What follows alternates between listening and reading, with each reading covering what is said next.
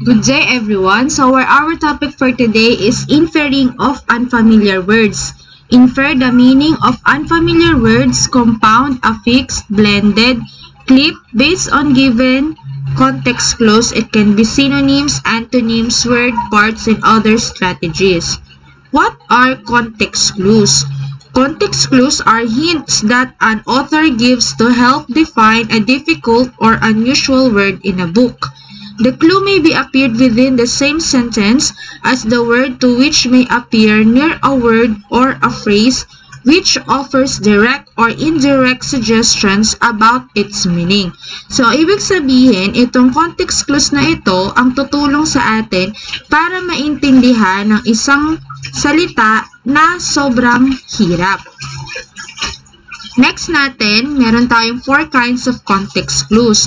First is synonym. Use similar words and phrases to a vocabulary word to help give the meaning of the unfamiliar word. So, example natin ay pretty, beautiful, glad, happy. Pag sinabing synonyms, magkaibang spelling, magkaibang basa, pero iisa lang ang kahulugan. Yun po yung synonyms. Next natin ay antonym. Opposite meaning which can be revealed the meaning of an unknown term. Ibig sabihin, kung kanina magkasing kahulugan, ito yung tinatawag na magkasalungat. Antonyms. Example, Christine has always dressed flamboyantly. I've never seen her wear a plain outfit. Okay? Ibig sabihin ng flamboyantly, dahil ito ay antonym, magkaiba. Plain outfit, ibig sabihin ay siya ay fashionable. Okay, next natin ay explanation.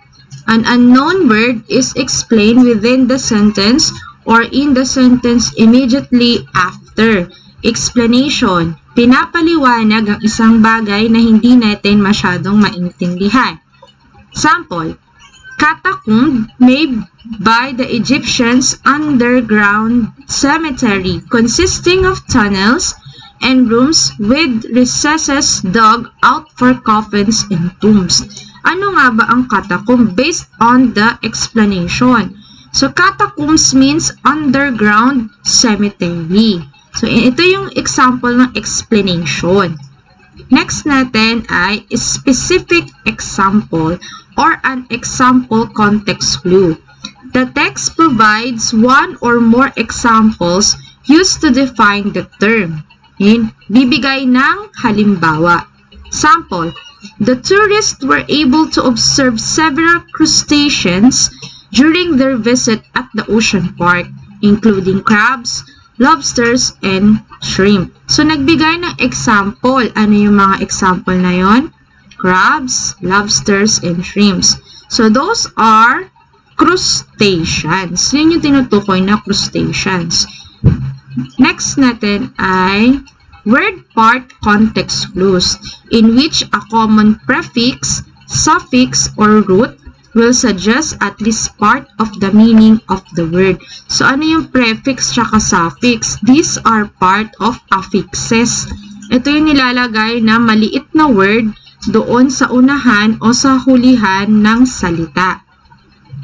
Example, blending. Yan. Joins two words together to create a new word. So, itong blending is also a compound word. Bakit compound? Kasi dalawang salita na pinagsama. Halimbawa, web plus seminar, webinar. Telephone plus marathon, telethon.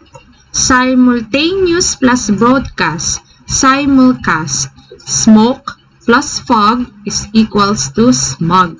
Yun yung blending. Nagkaroon ng bagong word dahil pinagsama yung dalawang words. Pero isa lang yung meaning. Okay?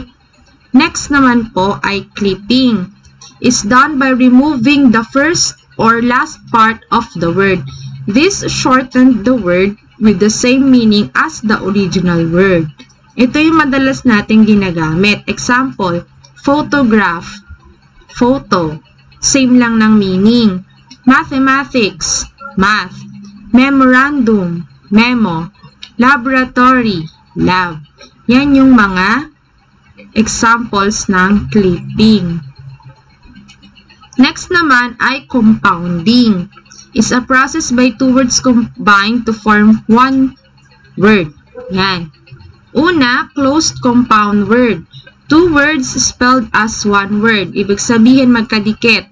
Hotdog, notebook, sunlight, pancake. Yan. Next ay open compound word.